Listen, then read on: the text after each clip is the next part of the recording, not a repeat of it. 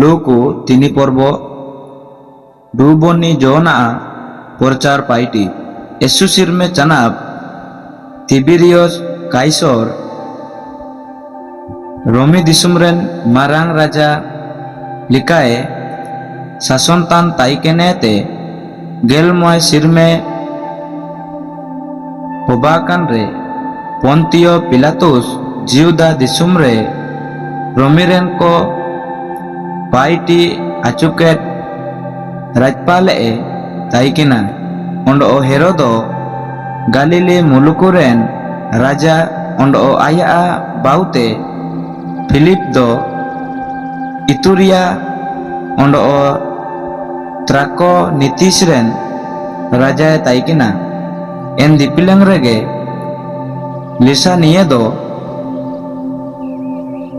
अबिलिन दिसुमरेन राजा ताइकिना Ondo हान्ना Ondo कायापा तिकिंग दो जिउदी कुआ Marang उतेर दिउरी king ताइकिना N इमिते जिकोरियोआ ओनसे zone तारे ईश्वरा काजी दो बिटायाना इनी दो हो को बांकु पी तांडी तुंडांग करे बासालेन ताइकिना एनते ईश्वर काजी के लिकाते इनी सेनोयांते जॉर्दान गाड़ा अपार जपारिया सोबेन हातुरेन को तारे पापोते केमा नामे लगी मन बियो रुए पे ओंडो एनेते डुबोनेन पे मेंतिया ईश्वरा काजी सोबेन हो को तारे टाकारा युरकिडा जिसाया नुतुम ईश्वरा काजी उदु आयार नी एसु सिरिमे आयार ते काजिले तिया दो दरम किताबरे नेलका ओलाकना हो को बांकु गितिल पी तांडी तुंडांगते मिंडो केड़ेते ककलकेते काजीतने प्रभु हुजू लगी होरा सांपड़ोय पे आया सेने होरा बाई मुली पे सोबेन बुरु नाली को पेरे रकाबो ओका सोबेन मारांग बुरु को ओंडो गुटू को सुबे आंधु के बांका डिंका होरा को बाई मुली ओका ओंडो दाड़ा का दुड़ू ओते को जोर समान ओका ओंडो सोबेन ओते दिसुमरेन मानामी को दो ईश्वर चिलिके हो को अकवा पापोते हारदु को तना मेंतिया को नेलिया जोहन उजुयन रे जिसाया नेलकाए काजी उदु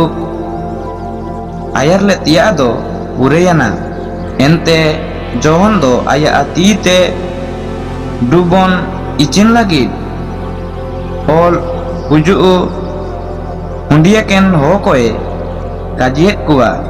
बिसियन बिन रिया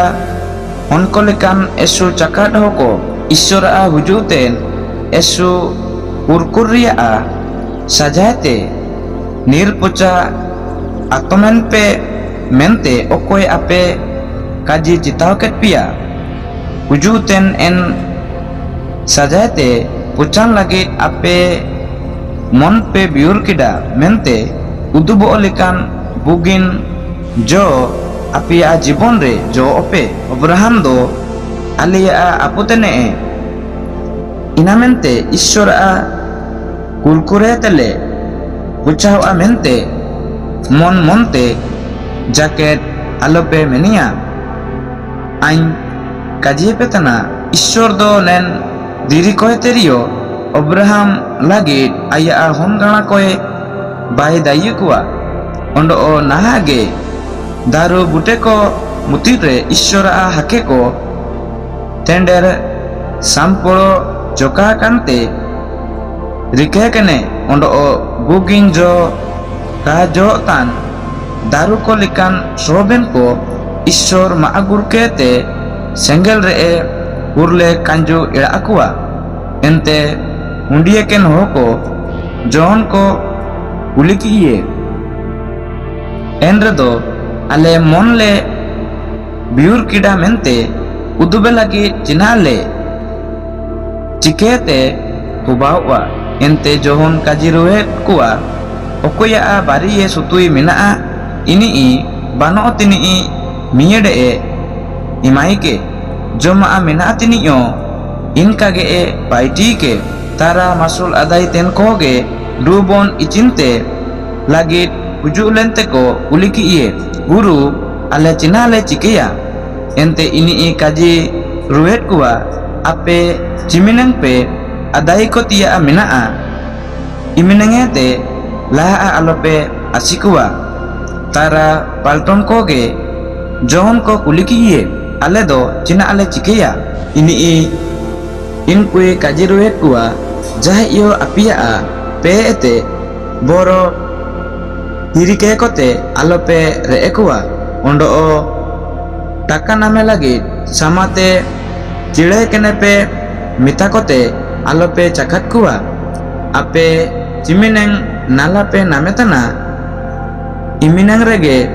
रासा कना ओपे ओंडो हो को असरा रेगे को ताइकिना ओंडो जोहन गे तुरांग ईश्वर कुलिये मेंते काजी करार ले मासिदो मेंते आएरिया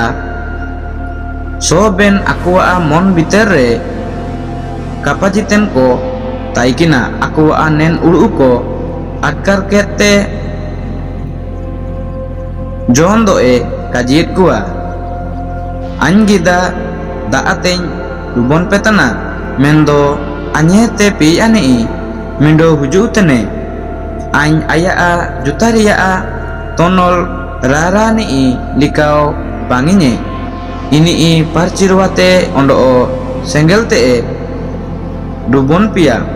आए बाबा ओंडो पेटे तापांगाने लगी तीरे हटा सबाकाते सामपोड़े मिनाई इनी कलम रिया बाबा केतो आमिंकेते इना तंत्रा रे एम हुलिये ओंडो पेटे कोदो का इयो सेंगल रे गुरुबिया ओंडो गे इनी इटा बुगिन बुगिन एने तो काजी कोते मन को बियुरे लगी काजी उस्कुर को तानलो ओ हो को तारे सुकु काजी प्रचारात कुआ मेंदो हेरोदो राजा दो बाहुतिया इरा हेरोदियाय साहितिबे रुए की लगी ओंडो आया इटा सोबेन एटकान पाइटी को लगी जोहन इनी दमकाव की रेदो आए जोहन जेल रे आदेर चिकी इते आया एटकान पाइटी ला ओंडो केडा जिसु डुबोन नी जोना आतीते डुबोन इडेतना हेरोदो राजा दो जोन जेल इचिकी आयार रे नेल लेका होबायना सोबेन होको डुबोनियान रे ओंडो जिसुओय डुबोनियान चना बिनती तान रे सिर में रिमिल को नीने ओंडो ईश्वर पार्चिरवा दो होमोते पुतेम ओयलेकान उमेर रे सिर में ते आएरे आंदु बुजुयने ओंडो सिर में ते ईश्वर काजी अड़ांग नेलका आयुमियाना आम दो आइन दुलार में तान आन्या हंसेट गे ओंडो आम रे एसुरिना सुकु रासा कना जिसुए मनु अपुकुआ कुर्सी नामा जिसु आया प्रचार पाइटी उंकुड़ू के इमिते दो हिसी सिर में लिखाए उबालिना हो कुआ नेनल रे जिसु दो जोसेफुआ हंसेट मेंते मेनियाना जोसेफ दो हेलिए हंसेट ताइकिना हेली दो मोतातुआ हंसेट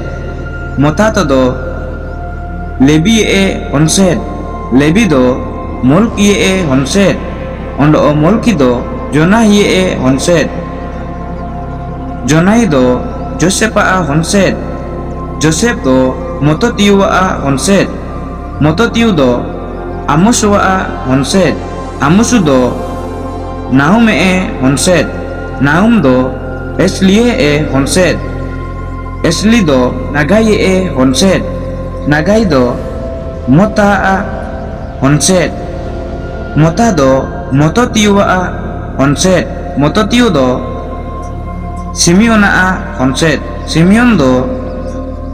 Joseka honset, Josek do Joda honset, Joda do Johanana honset, Johanan do Resa honset, Resa do Jerubabela honset, Jerubabel do Seltiola honset, Seltiel do Neri honset, Neri do Melki honset, Melki do Odi honset, Odi do Kosama honset, Kosam do El Madoma honset, El Madom do Erua honset, Ero do Jihosoyoa honset, Jihosoyo do Eliejora honset, Eliejor do Jorime honset, Jorim do Motatua honset, Motato do Lebi honset, Lebi do Simeona honset, Simeon do Juda honset, Juda do Joseph honset, Joseph do Jonama honset, Jonam do Eliakime honset, Eliakim do Melia honset, Melia do Mena honset, Mena do Motota honset, Motota do Natona honset, Naton do Daudua honset,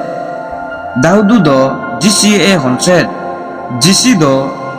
Abeda honset, Abed do Boyojua honset, Boyojo do Seloa honset, Seloho do Nohosona honset, Nohoson do Ominadoba honset, Ominadob do Odmine honset, Odmin do Ornie honset, Orni do Hesrona honset, Hesron do Peroswa honset, Peros do Juda honset, Juda do Jakube honset, Jakub do Isaka honset, Isak do Abrahama honset, Abraham do Terohua honset, Teroho do Nahora honset, Nahor do Serugua honset, Serugu do Reue honset, Reu do Pelogua honset, Pelogo do Ebora honset, Ebor do Seloa honset, Seloho do Kinana honset, Kinan do Orpo Kodoa honset, Orpo Kodo do Sema honset, Sem do Noa honset, Noa do Lameka honset, Lamek do Mituseloa honset, Mituseloho do Hanoka honset, Hanok do Jeroda honset, Jerodo do Moholela honset, Mohololelo do Kenana honset, Kenan do Enoswa honset, Enos do Setoa honset, Seto do Adoma honset, Adom do Ishora honset.